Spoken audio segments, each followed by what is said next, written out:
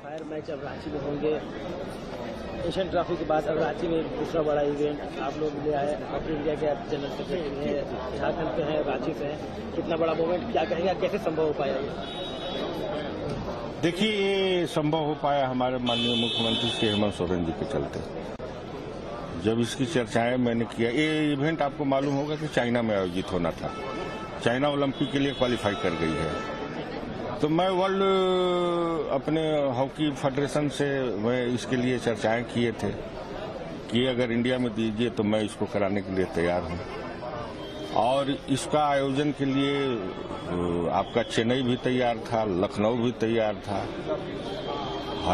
हर एक जगह से फोन आ रहा था कि हम लोग भी तैयार हैं। मैं माननीय मुख्यमंत्री हेमंत सोरेन जी से मैं इस विषय में बात किया कि सर ऐसे एक टूर्नामेंट आयोजित होना है, अगर आप आदेश करें, अगर आप इसको ये करें तो मैं इसको रांची में कराने के लिए तैयार हूँ। वो सेकेंडों नहीं लगाए, बोले कि आप इसको रांची में कराइए, क्योंकि अभी जिस तरह से स्टेडियम मेरा तैयार है एशियन चैंपियन ट्रॉफी के लिए, वो एक शानदार तरह से तैयार किया गया है। और इतने बड़े आयोजन के लिए, ओलंपिक क्वालिफायर के लिए भी वो पूरी तरह तैयार है। हमको दोबारे और विशेष करके और कोई तैयारी नहीं करनी है। तो इसको देखते हुए ये आयोजन को मैं रांची में एक किया। और इसके लिए मैं माननीय मुख्यमंत्री हेमंत सोरेन जी को, मैं जो हमारे वर्ल्ड के प्रेसिडेंट हैं हॉकी के तैयब इकराम जी को और उनकी पूरी टीम को इसके लिए आभार व्यक्त करना चाहता हूं कि उन्होंने रांची पर, झारखंड पर इतने बड़े आयोजन के लिए हामी भरे और तैयार हुए। और हम लोग पूरी कोशिश करेंगे कि एक शानदार और सफल आयोजन करके हम लोग दें और हमारे जो इंडिया टीम है, वुमेन इंडिया टीम है, वो पेरिस ओलंपिक के लिए क्वालिफाई हो। पत्र लिखी है प्रधानमंत्री को, जिसमें सेना राजनयिक के बारे में आपने जिक्र किया है। उस पत्र का एक्चुअल संदर्भ क्या है जो आप प्रधानमंत्री को कहना चाह रहे हैं? प्रधानमंत्री जी सरकार के ओर से उन्होंने एक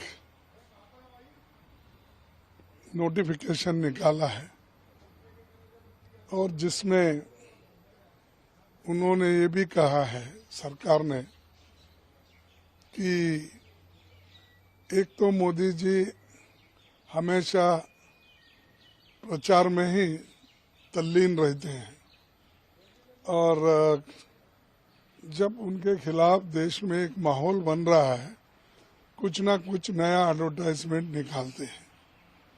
तो उसमें से ये एक उन्होंने निकाला था, हमने उसको जवाब भेजा है। सरकारी अफसरों को, फौजियों को प्रचार में लगाना या प्रचार बनने में उनको किसी एक नाम से पुकारना ये ठीक नहीं है।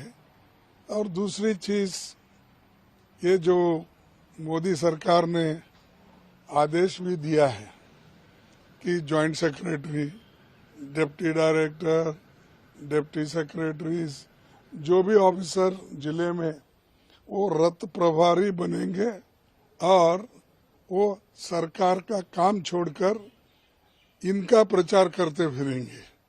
ये कहीं भी ऐसा नहीं होता। आपको अपना प्रचार कराना है तो वहाँ आपके पास तो पहले से आप प्रवीण है कि इसका आपने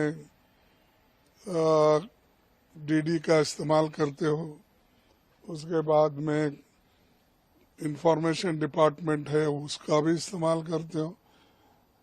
लेकिन आज मैं पहली बार ऐसा देखा, किसी कार्यक्रम को आगे बढ़ाने के लिए उन्होंने अफसरों का इस्तेमाल कर रहे हैं। एक इनकम टैक्स को नहीं छोड़े हैं, फौजी को नहीं छोड़े हैं, गवर्नमेंट आईएएस आईपीएस जो जॉइंट सेक्रेटरी लेवल से ऊपर है उन सबको,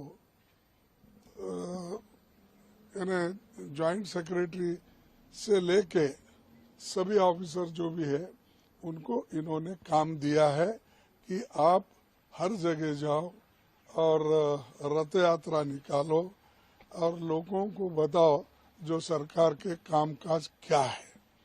सरकार का कामकाज तो उस डिपार्टमेंट के लोग बताते हैं, लेकिन इन्होंने स्पेशल मिलिट्री से लेकर आईटी से लेकर रेवेन्यू डिपार्टमेंट सबको इस्तेमाल कर रहे हैं।